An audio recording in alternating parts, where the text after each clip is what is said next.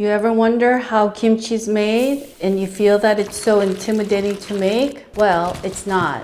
You came to the right place today because I'm going to show you how to make authentic kimchi at home that is totally doable and easy to follow.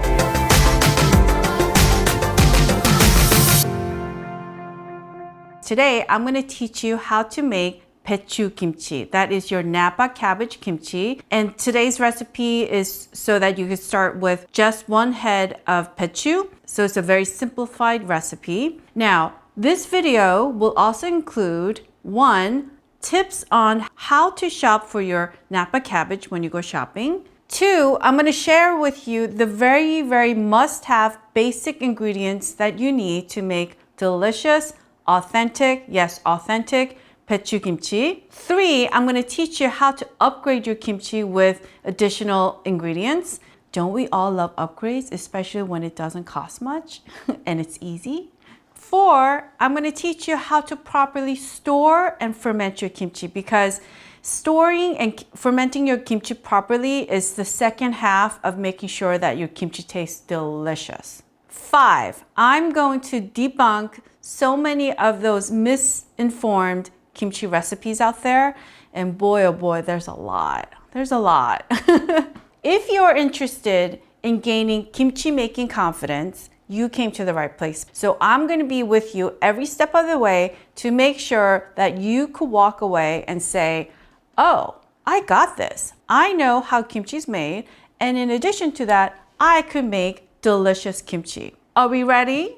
And I'm also going to show you how to make Geotjeori. That is your crunchy, fresh kimchi. Oh boy, if you've never had this, you're going to want to have some. Hi everyone, this is Helen and welcome to Modern Pepper. Now for those of you that are new to Modern Pepper channel offers Korean cooking lessons for authentic Korean dishes as well as Korean fusion dishes. So please do consider subscribing. Now it's time for serious kimchi grocery shopping. It's gonna be so fun. Oh, my kimchi baby. When you pick out Napa cabbage, it's not the size that matters. It really is the weight. So these two look similar in size. We're gonna put in here, and it's weighing 3.5 pounds. So this is a small one, and it's weighing at 5 pounds.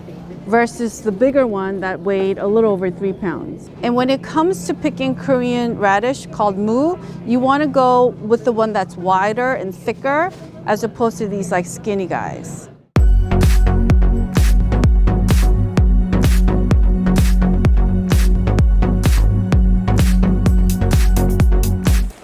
Finally home with our goodies. All right, let's go upstairs and get our kimchi started. It's almost as big as my face, and hopefully my face is smaller than this, so I'm gonna put it forward. But anyway, this guy weighs about 6 pounds. You'll see that the exterior leaves of the Napa cabbage is a bit bruised and wilted. These guys save.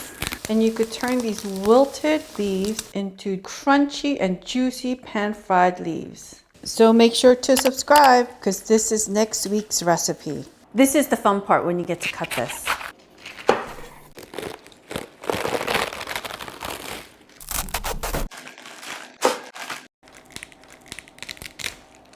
So if you've never had the inside of the cabbage, the yellow part,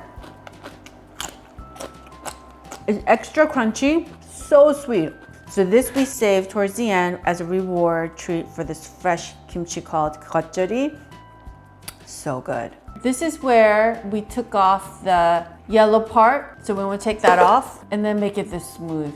I know, some of you are asking, well, what about the pre-sliced kimchi? So that is called makimchi. Makimchi meaning that it's kind of instant and fast and kind of very casual kimchi. So today's recipe is for both 통김치, which is the non-sliced one that we just cut earlier, and for makimchi. So there's no really difference in the recipe except for the cutting. 통김치 is highly recommended when you want to preserve and keep the longevity of your kimchi life. Now this is the very first step of making really yummy kimchi, which is salting your cabbage. In order to do that, you need to get a big mixing bowl. We call this in Korean tara. This is so small compared to how big it gets. I mean, you know, when I make kimchi with my mom and my aunts, I mean, it's so big that you could fit like 3 children in there and they could take a bath. That's how big it gets. You need salt. This is Korean, but you could certainly use kosher salt that's very, very coarse. So when you go to a Korean supermarket, you're gonna be kind of overwhelmed. There's gonna be a huge selection of these Korean brining salts. So my recommendation is just stick with anything that says 100% made in Korea. So the purpose of salting your pechu is to deflate the firmness. I have about half a cup of coarse salt. And I'm going to be just taking just a small pinch at a time, like this much. So I'm going to start from the way back. And you see how this is pretty thick? So you want to take your salt and just put it right there.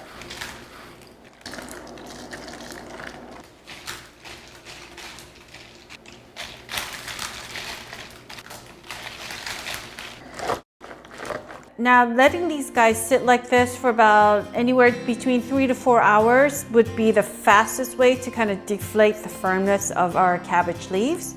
But my preferred method is to take a bowl of room temperature water with salt and then pouring it in here and letting it sit for a good 10 to 12 hours and let it slowly sort of deflate its firmness in the salt bath water. So before you pour, you want to taste and make sure it's not too salty. You want this soaking water to be just slightly salty. So if you taste it, it should just taste very, very mildly salty. Just super mild. So you just want to add enough so that it's not fully submerged, but kind of almost to the top like that. Just gently push it down and let this guy sit for overnight, 10 to 12 hours. I mean, I've seen recipes where they're telling you at this point to like hand massage it and basically bruise the cabbage leaves. Please don't do that. Have respect for your kimchi gods. Be nice, be gentle, TLC, that's what we want. And it's the same salting, brining process as our uncut cabbage.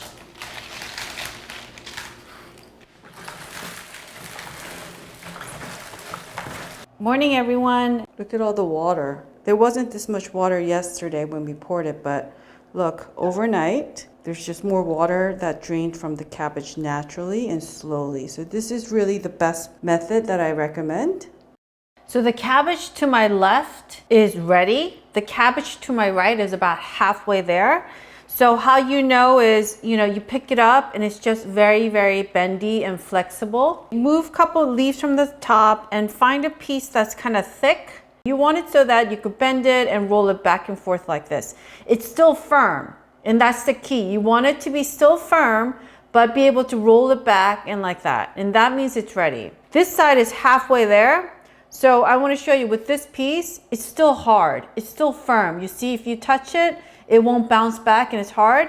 And then if you go like this, it breaks. That's how you know this isn't ready. So this part will vary according to so many variables. It depends on the climate you live in. Your kitchen might be really cold. Your kitchen might be really hot. It also depends on the altitude. You might be at sea level or super high up in the mountains to, where you bought your cabbage. You might have bought your cabbage straight from the farm where it was really super fresh and plump versus, buying your cabbage from a grocery store where they had it stored in the refrigerator for about a month. I mean, all those things vary. So the best way is to check on your cabbage that's salting. Halfway through, just touch it, turn it over, restack it, and do the test that I just showed you. That's how you know if your kimchi is ready, because making kimchi is an art form. I want you to rinse in between the leaves where we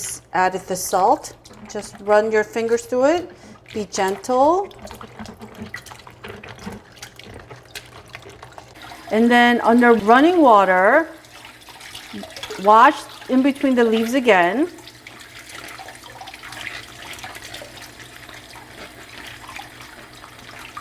Guide your hand over your cabbage and just squeeze the bottom to drain off the excess water. And then we just let it drain naturally in a strainer. I've heard some other recipes where they tell you to wring it. Please don't do that. You're not washing a pair of jeans here. And you have to respect your kimchi god and love it and be super gentle with it. And then all this excess stuff, do not throw it away. Absolutely not. Squeeze it lightly, put it in here. And the same goes for our sliced kimchi. So how do you know if you properly rinsed off all the salt? You have a taste.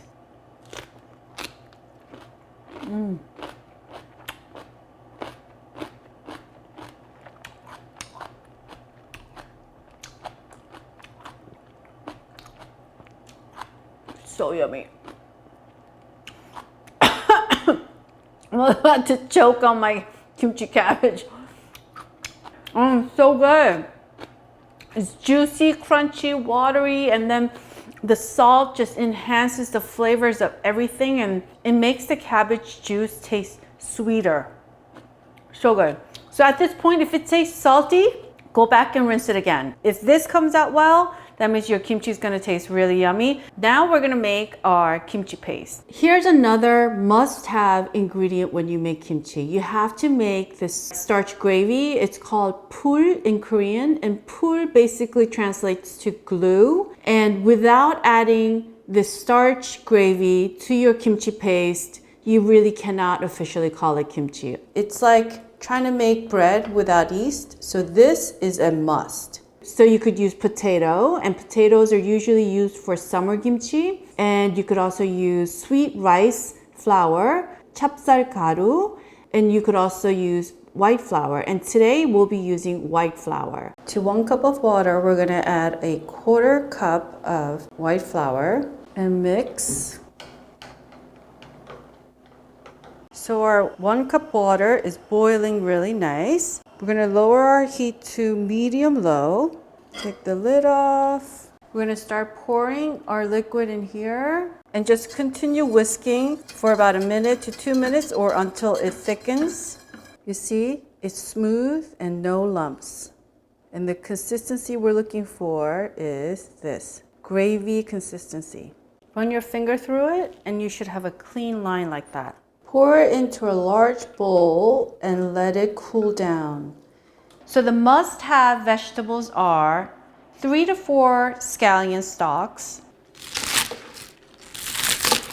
Now the thick part of the scallions, when these guys ferment with your kimchi, oh boy, I mean, the layers of the scallion inside, it starts popping in your mouth. Oh, and it's so juicy. It's so good. It basically becomes pakimchi. And if you've never had pakimchi, which is scallion kimchi, kimchi comes in so many varieties. And pakimchi is to die for. It's that good. 1 small carrot,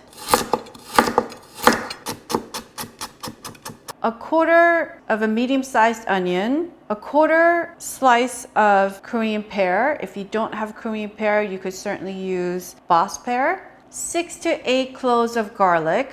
Cut the root end off. Take your knife and strike it down, and it just comes out so easy, like that. Voila. And fresh ginger about the size of your thumb or smaller. And the other must-have vegetable is Korean radish called mu. For our recipe, we need about 2.5 to 3 inches of radish. So I'm gonna cut it off around here. So when you try to slice this, it's really wobbly. So what you wanna do is just cut a little section off here like that. So it's stable. And then you have to taste one.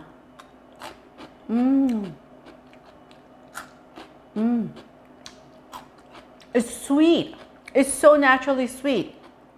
That's what adds that like subtle, sweet, refreshing taste to your kimchi. I hear my grandmother's voice. She's saying to me, "Yeah, 나 그만 먹어." I used to always get scolded for eating all the ingredients. So good. All right, back to cutting.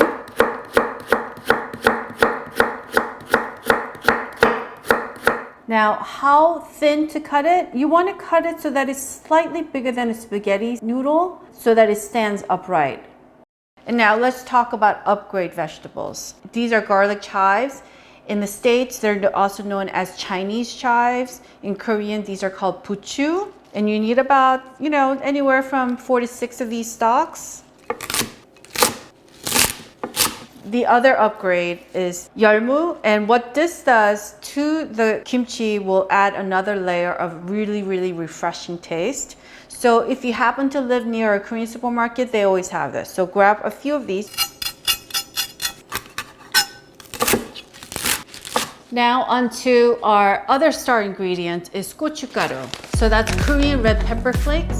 It has to be the coarse kind. And when you go to a Korean supermarket, you might be overwhelmed because there's a huge selection. My personal preference is to look for Korean red pepper flakes that is 100% made in Korea. 한국산, that's what we call it. As far as adding gochugaru, you could add as little as you want if you want to make it taste really mild. But the essence of making really, really yummy kimchi is to make sure that you have enough gochugaru in there. But if you're not a fan of spicy food, but you love the taste of kimchi, make sure to subscribe and click on that notification bell, because I'm going to teach you also how to make 백김치. That is white kimchi, which is not spicy at all. And let me tell you folks, it is so good. It's so addictive. And like the broth is like, I could put my face in it, literally. And take a bath in it. So let's talk about 2 other ingredients that are absolutely a must-have when you make kimchi. The first one is 새우젓, which is basically salt-brined baby tiny shrimp. The other is fish sauce. In Korean, it's called 멸치젓. If you happen to live in an area where Korean grocery stores is completely out of the way, make sure to go to my blog. I will have a recipe for you to make this at home that you could kind of mimic the taste of. And fish sauce is not gonna make your kimchi taste fishy. It really acts as a salt agent. And this, my friend, is so good, so good. And for my vegan friends, I will eventually do a vegan recipe and make a sauce that mimics this taste without using any fish. And make sure to subscribe and click on that notification bell so that you'll be notified when I make vegan kimchi. As I promised, you could upgrade from this by also adding 오징어, which is fresh squid, just a few pieces. And you could also add fresh oysters. I mean, it's really hard to explain, but you know that fresh taste of oyster when you have it, and it's just sweet and it has that salty ocean taste. That's what you're gonna add to your kimchi when you use fresh oysters. It just adds a different dimension, and it just helps the fermentation process too. Depending on the province and of course your family's recipe, everyone has their own style. I'm going to tell you about another upgrade that you could use. So when you make kimchi, some people like to use sugar. In my family, we don't allow sugar in our kimchi. It just speeds up the fermentation process and your kimchi won't last long and stay plump and crunchy. But if you want to use sugar, you can. An alternative to adding sugar is using 매실, which is basically plum extract. It's sweet. You could also use it for cooking instead of sugar. Now, my family secret is using artificial sweetener. For our recipe today, we're going to be using less than half a packet of this single serve sweetener. And I have 2 thin slices of fresh squid. And to our blender, I'm going to add 1 ladle of our starch gravy. And then we're just going to pulse it.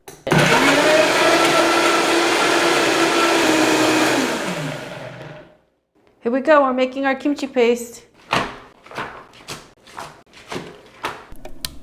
1 cup of gochugaru, 1/4 cup of fish sauce, 1 tablespoon of 새우젓, 1 tablespoon of 매실 plum extract. Here's another upgrade that's my family's secret recipe, is we add just a little bit of beef bone broth. It's called 사골 육수 or 설렁탕. We're just gonna add a 1/3 cup of that. When you make kimchi, you gotta put on these Korean kitchen gloves. They're called 고무장갑. You know, when you wanna mix this, you wanna use the heavy duty stuff. Okay, here we go. Now we're just gonna mix everything and be gentle with it.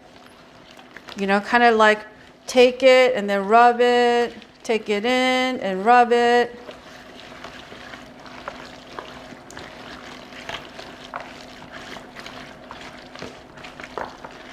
And once you see that the red pepper has mixed in with the ingredients, So you see how it's not quite bright red? So that means you need to add a little more gochugaru. So we're gonna add another half a cup of gochugaru and then mix it and see how it looks.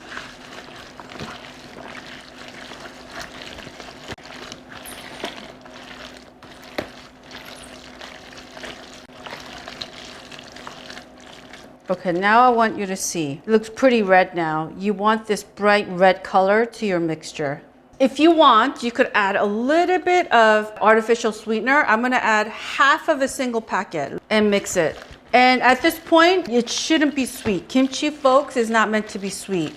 There's other side dishes that are spicy that you mix with vegetables. Those could be a little sweet. And I'm gonna also show you how to make geotjeori at the end, which could be a little bit sweeter too. You have to taste it, right? So take a little piece of the radish and have a taste. Then the spiciness is so good. Oh, that's really, really yummy. Here is a half a cup of our kimchi paste that I'm going to put aside to make our geotjeori at the end. So lay your cabbage down, pull it back to the last leaf, lay it flat. And this is another reason why you want to use a big bowl. It's just your working space. About this much, not that much, of the kimchi paste that we made, and we put it here. And then the green part, don't worry about it.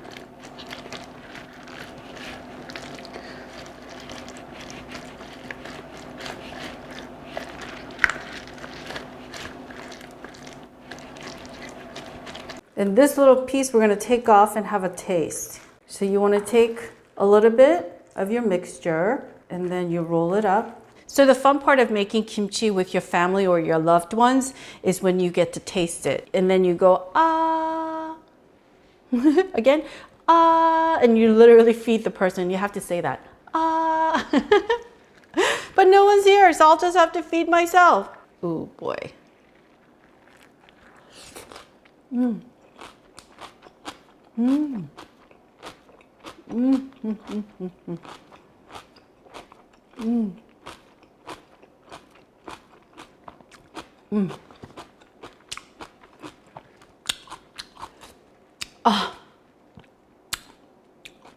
아주 참 맛있습니다. 간이 딱 맞아요. I just said it's really yummy and the seasoning is perfect. Right now, the rawness of the onions and the garlic and the gochugaru, the red pepper flakes, is just flaming hot. And it's just like taking over my mouth. But it's balanced really well with the fish sauce's like saltiness. And then all the refreshing taste from the radish and everything else. If you want to introduce someone to kimchi, this is not the time to do it. You want to kind of do it when it ferments and it tastes really sweeter. Because as it ferments, all this rawness will subside and it'll turn into a sweeter aftertaste. And then you pick it up and then you take a little bit more and then you kind of coat the back side. And then you lay it down like that. And then you roll it over. And you want to take the last leaf from the back and basically kind of wrap it like a baby. And our baby is now ready to go in for a little nappy time. Night time in here in our container. Baby number 2 is going in. These are the leftover leaves that kind of fell apart with the extra mixture. We're just going to kind of pack it in here. In goes our 3rd baby. Gently pack it down. In goes in our 4th baby. Pack it down. So you want to clean the rim around with a wet paper towel. And take a piece of saran wrap and gently pack it down, gently. So that if there's any air trapped in there, you're just kind of letting it escape. And the saran wrap is just to ensure that all the moisture stays inside. And I've seen some recipe where at this point they tell you to kind of smash it down with like a muddler. Please don't do that. Your kimchi needs to rest like a baby and no bruising whatsoever. Handle with TLC. And then we're gonna put our lid on it, like so. And this is gonna stay on your kitchen countertop for 10 to 12 hours. and then we're gonna put it in the refrigerator.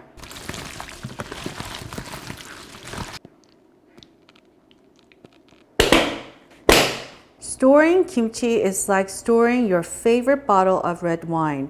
You want to keep it away from the sun, away from the heat, and store it in a cool, dry place. To make our geotjeori, we're going to add half a tablespoon of fish sauce and less than half a teaspoon of honey. So geotjeori, you want it to be a little bit saltier and a tiny bit sweet. And geotjeori is the reward that I would get for helping out with making kimchi with my family. Look at that. It's crunchy, it's sweet, it's salty because we added extra fish sauce, and it is so good. So this is our kimchi with oyster. This is our kimchi with pork belly buried in between the kimchi.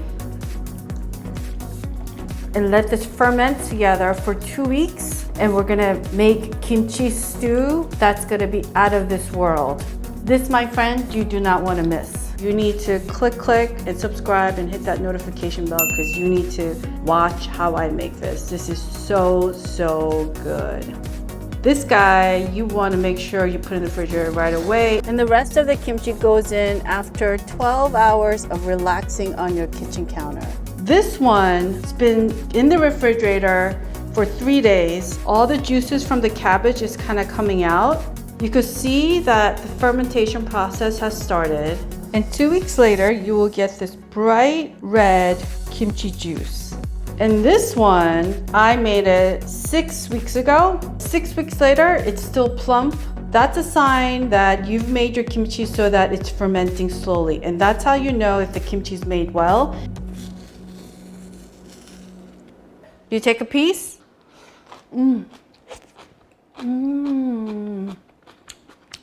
So this kimchi is day 3 old.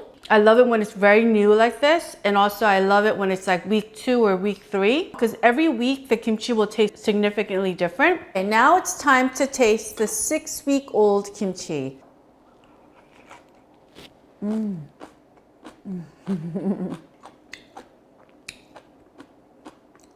And the leaves are a bit more translucent. It's crunchy still, but it's so watery as you take bites in your mouth. With the 6-week-old kimchi, you're gonna get this like really nice red and watery juice. This is golden kimchi juice. Like this, you don't waste a drop of it. Ah, that is refreshing. It's a shonan mat. That's what we call it. Oh, this is really yummy. Oh, one more time. You put that golden kimchi juice when you make your kimchi stew, it's gonna take it to another level. Take a piece of avocado. The creaminess of the avocado with the kimchi and rice, perfect trifecta, my friends. Oh, I could eat this all day. And of course, we have to have our geotjeori.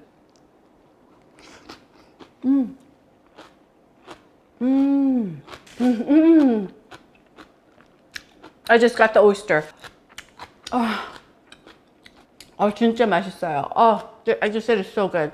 I hope you gained a lot of kimchi making confidence. If you enjoyed watching this video, I would greatly appreciate a thumbs up, so click on that thumbs up icon. And for those of you that have not subscribed to my channel, please do click on that subscribe button and also that notification bell, because I will be doing a separate recipe on pek kimchi, which is white kimchi, which is not spicy, and the broth and the kimchi is to die for. It's so addictive. Make sure to check out these videos where you can make loads of dishes using kimchi, and it is so good. I mean, that's the reason why Koreans make so much kimchi at once, because we love to use old kimchi to make it into new dishes. And kimchi never ever goes bad. Even if it gets so moldy, we wash it and we recycle it and turn it into so many other dishes.